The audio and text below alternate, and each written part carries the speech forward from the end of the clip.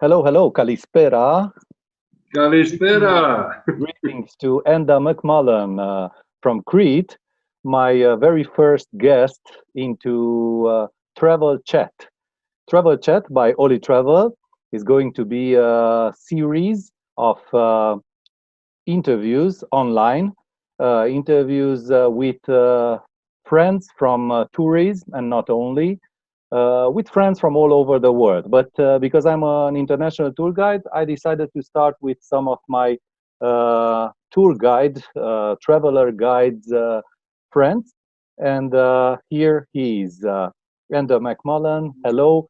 Please, for the beginning, introduce yourself to all the viewers of Travel Chat by OLi Travel.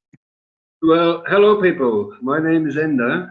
I am an Irish national and I am currently living and working on Crete as a tour guide. So I left Ireland about 10 years ago, I think, and I came straight to Crete and I have been here ever since. So I'm 66 and going on 21. And yeah, Happy birthday! You don't look at all. You don't know your age. Yeah, well, yeah, that's Crete. You know, that's what Crete does. Mother Nature, especially on Crete. Yeah, Mother Nature, where I spend a lot of time. Yeah, that's what happens. By the way, what is, according to your latest informations, what is the average age in the mountains of Crete? Because I know that the Cretans used to live somewhere over 90 years. Yeah, they are. Well, as far as I know, I don't know, but I don't follow these kind of things. But I do know that the people here have got a much better longevity than most people elsewhere, and that has an awful lot to do with lifestyle. Yeah, they live the longest. Not just food, also lifestyle. Here, you know, you've been here, you've seen how things go. Siga, everything happens, and it's nice. As far as I know, the average old age, the average dying age, let's put it that way, is 96 or something like that. Yes, that's what I remember as well. Okay, the second question, please. Who gave you the idea, if you received this idea from someone, to become a tour guide, or how did you become a tour guide? Quite by accident.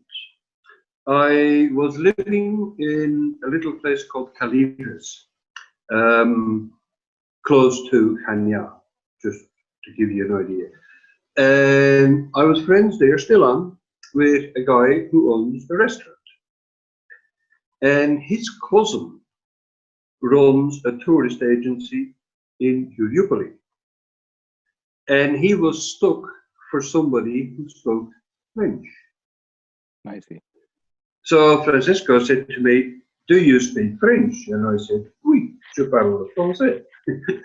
So he said, "Would you talk to Stelios?" And I did, and I went with Stelios and I took care of his tour that day with 8 French people. They were very happy, he was very happy, and he asked me to stay. Where it was, that first tour? That was in Uriupoli. And then I stayed there in Uriupoli. I worked for a year with Stelios. Then somebody else asked me if I would work for him, and I said yes. That didn't go too well because, as you know, there are people around who, yeah, some people are honest, others are not so honest. This guy unfortunately fell into the second category.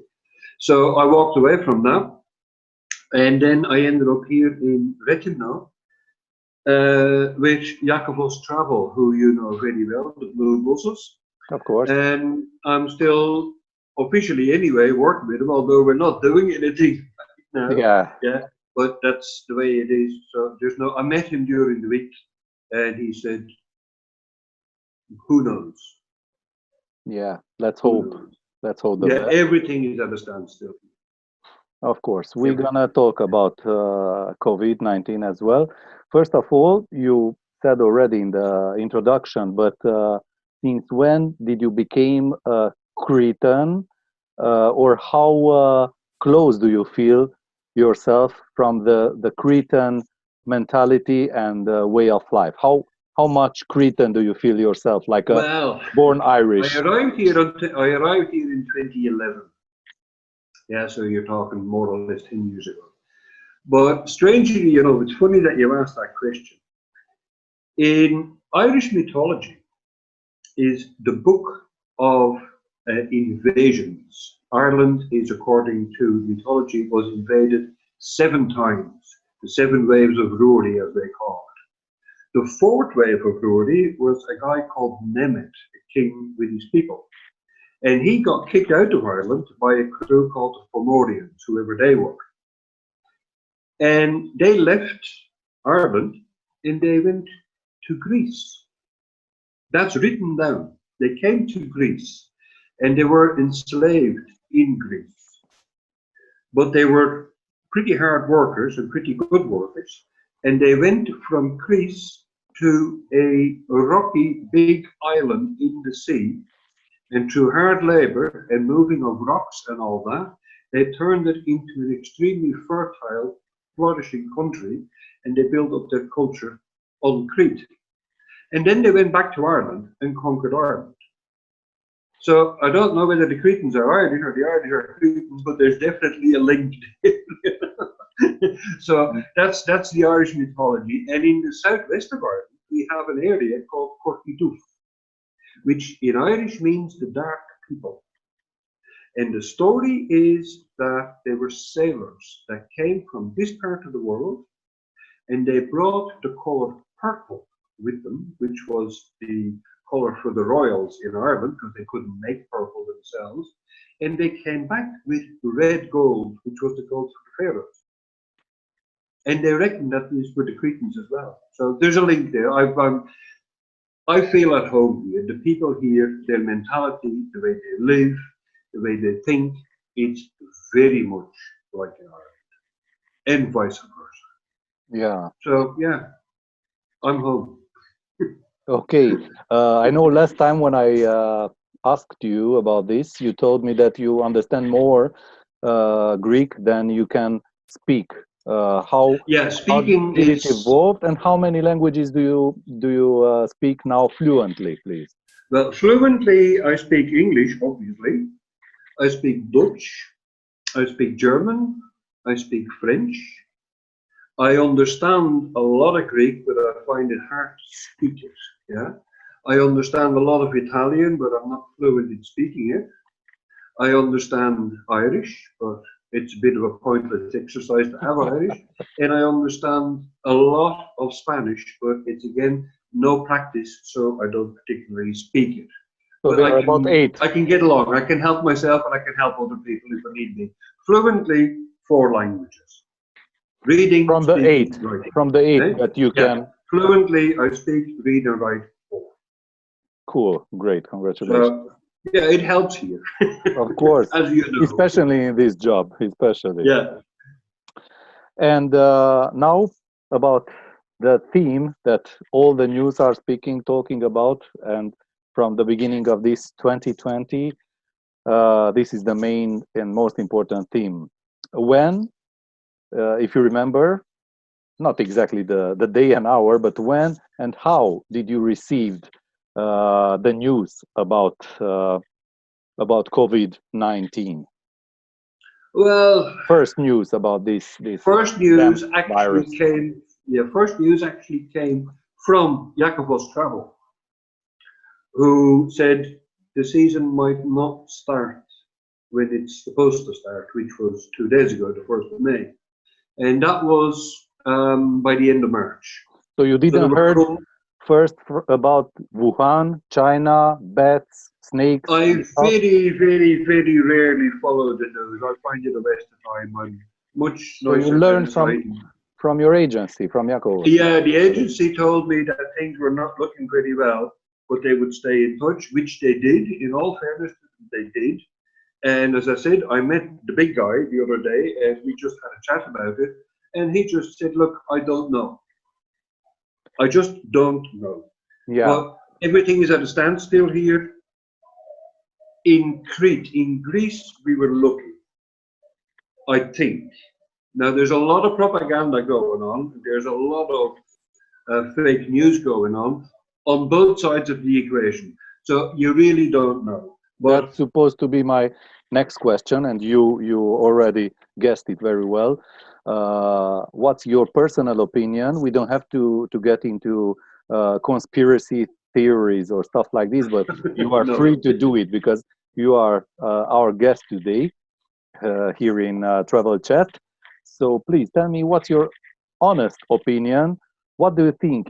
It was created in a lab, or it escaped from a lab, or no, I it don't wasn't think a human so. creation? I And don't think what so. are your hopes for the future, please? After Yeah, that, okay. I quite honestly think that what is really happening here is that Mother Nature has sent us to our room to think over about what we were doing. yeah, I honestly believe that this is Mother Nature who's saying, enough. Yeah? Go to your room, stay there, think it over, and then we'll talk when you come back out. Yeah? That's what I think exactly. is happening here. I don't think this is generated in labs. I don't think there's anything to do with politics, with war, with whatever. It's happened before. We've had the Spanish flu, we've had cholera, we've had the Black Death. It happens. It's nature taking care of things that we don't want to, can't take care of. It's a very sad thing that a lot of people are dying, a lot of Yep. people are ill, a lot of people are losing their jobs, and And so on and so it's forth. spreading so fast, and it's an Yeah, invisible enemy. That's why it's we all an have to incredible be killer careful. as well. Yes. So we have to be careful. And I really do believe that what's happening here is that Mother Nature is saying, sit and think. Don't move, don't do anything anymore. And if you look at the industries that are suffering worst from this, they are the industries that are doing most damage to nature and to Mother Earth. I was reading, yesterday, an interview with the CEO of Lufthansa. Yeah. And the guy said, we are back to where we were in 1955, Wow. before mass tourism hit. And as a tourist guide, somebody who does a lot of work with tourists, I think that the only way that you and me and all our colleagues are going to have a job again is when we rethink tourism. The days of coaches with full of people going left, right, and centre are over. Yeah. Definitely. It's crazy. It always was crazy. You've seen it here as well, like millions of people milling around the place. It's got to stop. And we are being told stop. And if we want a job, then we're going to have to look at a much more sustainable system of tourism. And it means scaling down. Yeah. The days Well, of cruise liners and big, the Ryanairs of this country, of this world, and all that lot, as far as I'm concerned, they're finished. yeah. Well, I know you not only as a tour guide, but as a big nature lover, and you do guide as well a lot of walks in the nature, in the mountains, especially in the mountains of Yeah. Crete. So I know that since a while, since last year, or tell me exactly since when, you have your own webpage also called Magical Crete. Where do you present this magical island? Tell me, how did you came up with the idea of Magical Crete? Well, the place is a magical place. Yeah, Yeah, it's just like if you look at Crete now, this time of year, April, May, and you look at Crete in 3 months, it's a completely different land. And I'm not talking just millions of people, because they won't be here. The land itself, nature, it's completely different. Yeah, and people don't see that. When they come here, as far as 95% of the tourists are concerned, Crete is golden beaches, turquoise water, and cocktails on the beach. and that's it. And that is so sad because this island has so much more to offer. But you can't offer that with coach loads full. I take people on wildflower walks. The wildflowers here right now are just absolutely amazing. They are absolutely out of this world. But you can't walk into an area full of wildflowers with 100 or 120 people because there won't be a flower left by the time they come out. So I scale my groups, especially on the wildflower walks, 8 people, no more. But that has, of course, got a lot more consequences in terms of money, for instance, in terms of transport, for instance, in terms of everything that has to do with organizing this. Everything is scaled down. Now, I also find that with the mass tourism, like last year, for instance, there were coach loads going from Rethymno, where I am, in the middle of the north coast. They were heading for Balos and Grandusa, which is at the northwestern corner. Yeah. And they were paying €5 each to do that. How is that possible? And that is, it's a loss maker, but it's simply because of the way people think. And the way the company thinks. That must change. And they'd rather get the €5 and prevent somebody else from taking those people and let somebody else in on the business. And you can't do that anymore. Yep. That is over and done with. And coronavirus has made sure that that's over and done with. They are still here in Greece talking about how are we going to open up Greece for the tourists again. You can't say, okay, people from Holland, you can come in, but people from England, you can't. And people from Germany, okay, from Bayern, it's fine, you can come in. But from Rhineland, no, sorry, you just can't do that. Yeah. But you can't go back to the 32 million that were here last year either. How many because all it tourists were visiting Crete last year? Greece. Ah, Greece. Greece. 32 million. 32 million people. Yeah. But all it takes is one in there who is carrying that virus. Now, come scale that down to Crete. On Crete alone last year, there was something like 15 million people throughout the 6-month season. The health service here can't cope with that at the best of times. Suppose one arrives here carrying this virus, and there are 3 million people on the island, visitors and people living here, whatever. They're quarantined on the island. 3 million people on this island. Can you imagine? 3 million people. These islands just can't cope. Yeah. None of the islands can cope. So how are they going to do this? That is the big question that they have. And until they find an answer to that, we are not going to see a tourist. It's closed. It's totally isolated. It's closed. Now. Nobody is allowed in unless like you live here or you have a residency. Yeah, I just spoke 2 days ago. At the moment, I'm talking to a colleague of ours. I don't know if you remember her, Petra, the Czech girl. She's in the Czech Republic. Mm-hmm. She has a house here. She has a boyfriend here. She has a car here, the whole lot. But she doesn't have a residency. She can't come back. Mm-hmm. They will not let her travel back. And there's quite a few in that position. But you can't say, okay, we'll make an exception for you, but not for you. That's not how governments think. That's not how this works. This is literally all or nothing. Yeah. And in order to make that happen, the all has to change. Definitely. That's the only thing that's possible, and it's got to come right down. But honestly, what's your thought about? What's your idea or hope that you have inner inside? For me, hope. When do you think everything's gonna be over and restart the tourism? When?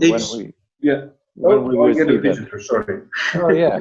My cat is coming to say hello. Oh, just show her to us. Yeah.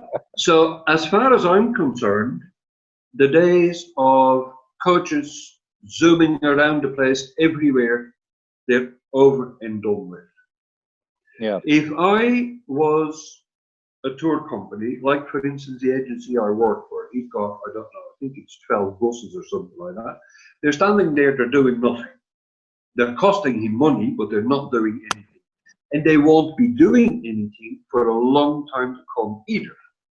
I see. Because if he has to stick to the social distancing rules and 2 meters between people and all, he can't get enough people in the bus to pay for it to go anywhere.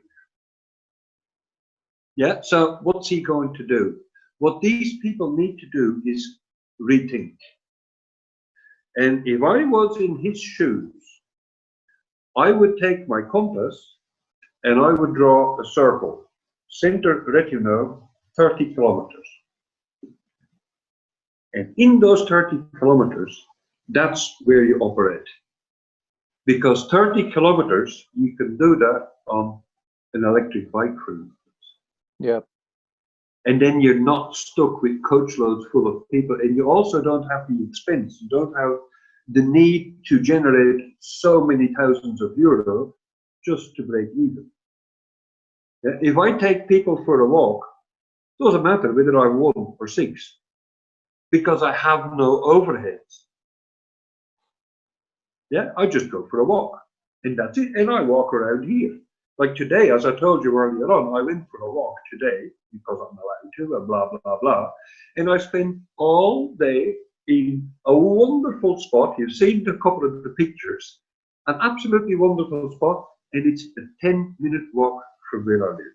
By the way, the dragonfly pictures are amazing. Yeah. Beside your flowers and nature photos and landscapes.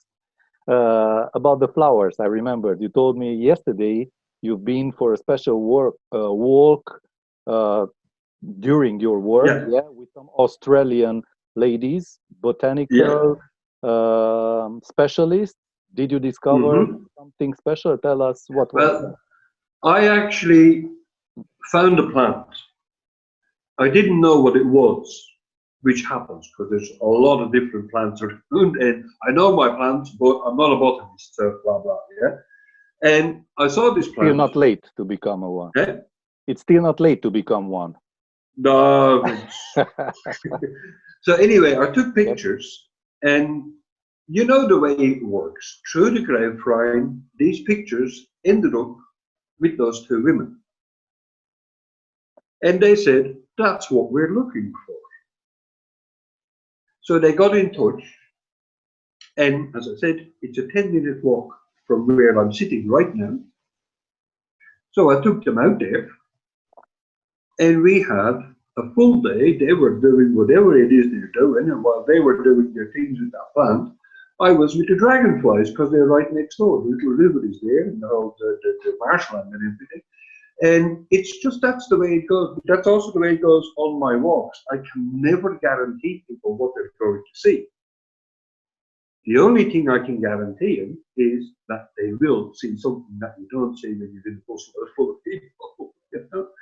And I can take them out and I can talk to them about dragonflies, I can talk to them about the flowers, I can talk to them about the plants and so on and so forth. And I find that people are very receptive to that work.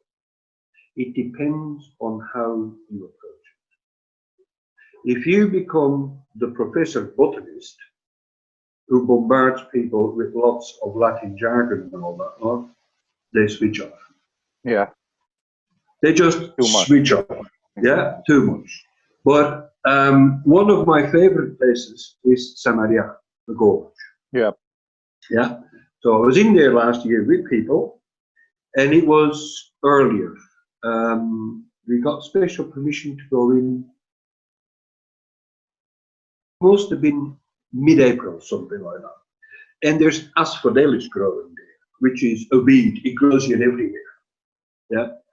And these people, they were there. They were not there for flowers, plants. They were there for birds, actually.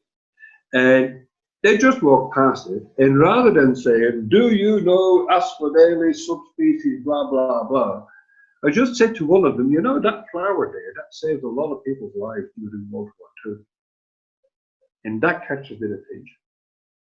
"What do you mean?" "The roots are edible," and that's the kind of information that I know. And from there, the whole thing starts, and you end up spending an hour looking at this particular flower while they were actually looking for the bird. Yeah. But that's the way it goes, you know, and that's how I work. I have no script. I know we're going to leave. That's where we're going. What happens? We'll see. Something will happen. Yeah? And then we come back in the evening, and we always end with a meal in a small taverna somewhere, not in a tourist place, and it's a wonderful day. The But tavernas, the Cretan tavernas. that's where the people need to go. And I am 100% certain that the big boys, the first one went last year, Yep, as you very well know. of Yeah. course. So I am pretty sure that they're not going to make it. They're too big. There's too much money involved. Yeah. They're a dead loss. They're an absolute dead loss. So they're stuck. What are you going to do?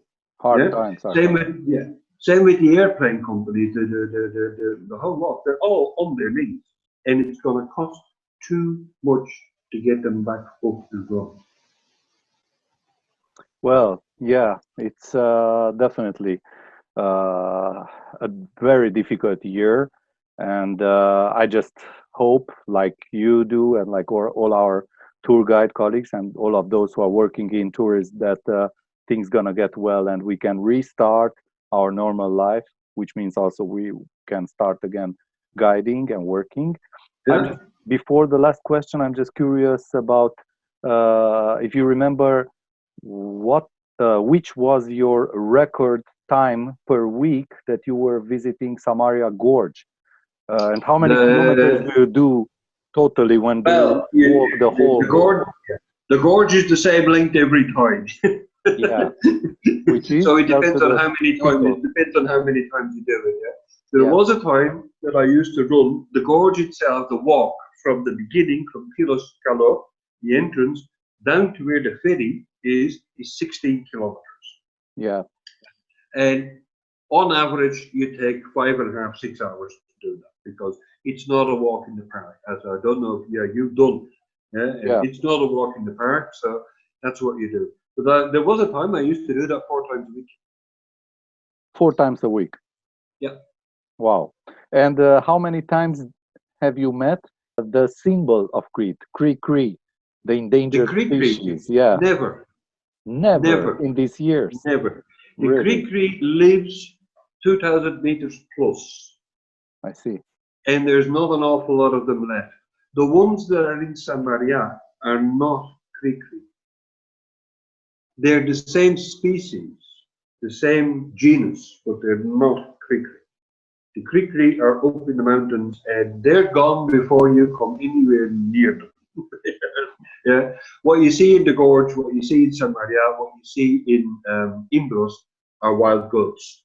I can't remember the official name, but they're all the same group, but they're not the Crete. Yeah. No, that's them I've never seen. I've seen quite a few wonderful plants, but also animals, because I spent my time out in the wilds.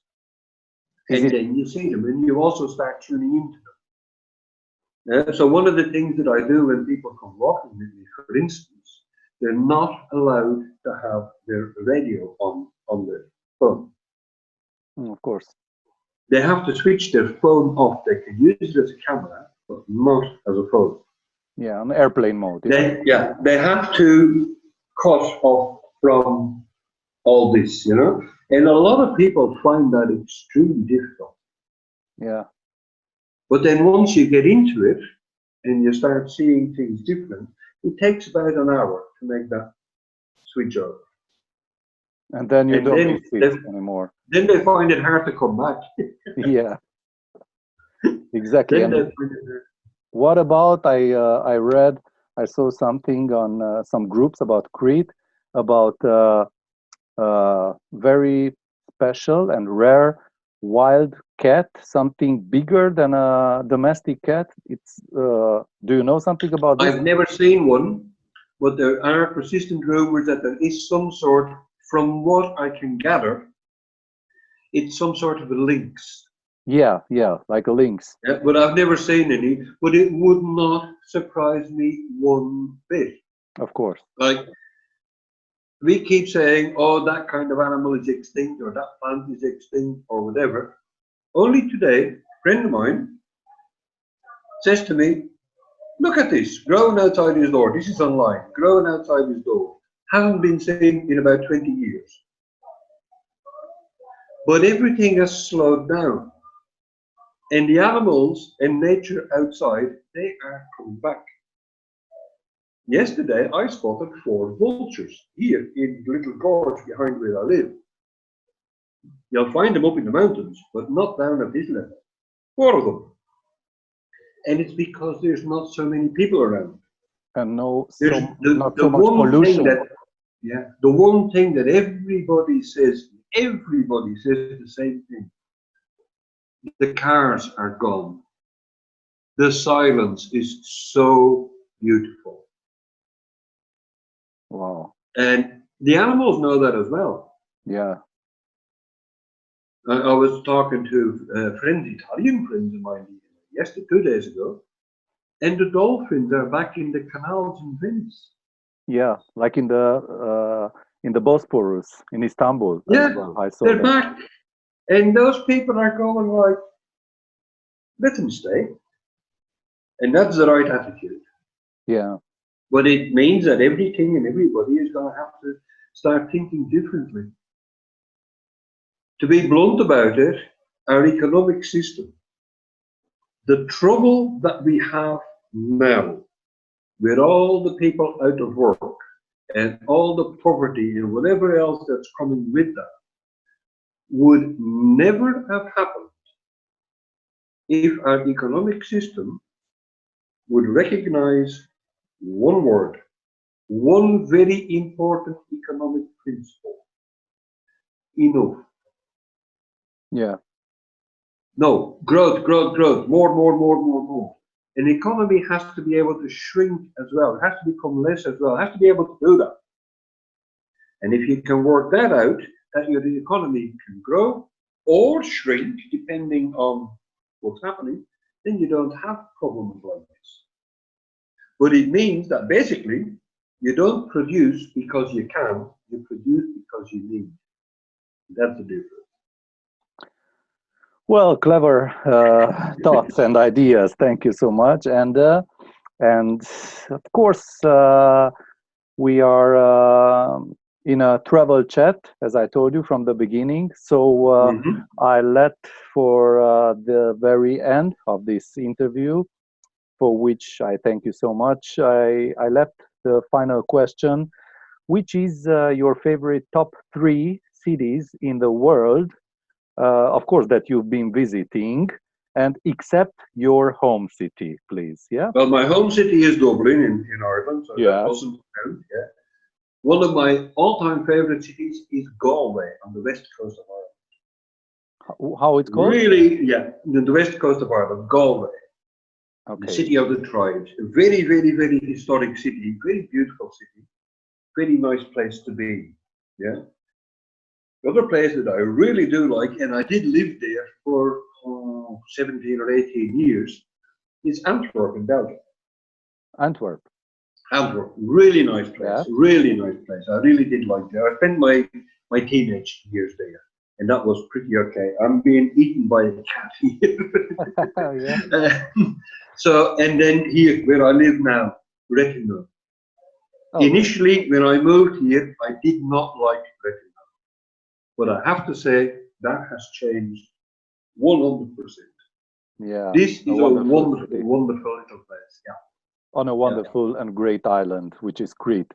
Well, Yeah, as you can see on my T-shirt as well, in your honor, I'm Hanya. wearing my Hanya shirt because Hanya is on the third place in my top 3 cities after Rio de Janeiro and Barcelona for me personal. So really, I also love Crete, and I can just tell everyone who haven't been visiting yet that gorgeous island to go there and to visit not only the most beautiful beaches of the island, which are some of most beautiful in Europe or in the world as well, but the gorgeous mountains and the nature, and choose maybe one nature walk with Enda McMullen, who is waiting there for you in Rethymno. What people need to do is they need to come here outside tourist season. Yeah. They need to come here before May or after October. The only 2 months that this place is not okay to visit are December and January, because it can be pretty bad weather and it's just not a nice time. Yeah. But for the rest, and people miss out so much by insisting on being here in July and August. They'd come here in April or May. It's a completely different island. Yeah. But it's so beautiful. But yeah. Great. One of the changes that needs to happen. Okay, and Evharisto Parapoli, thank you so much for your time, for your kind words and answers inside this travel chat here by OLi Travel.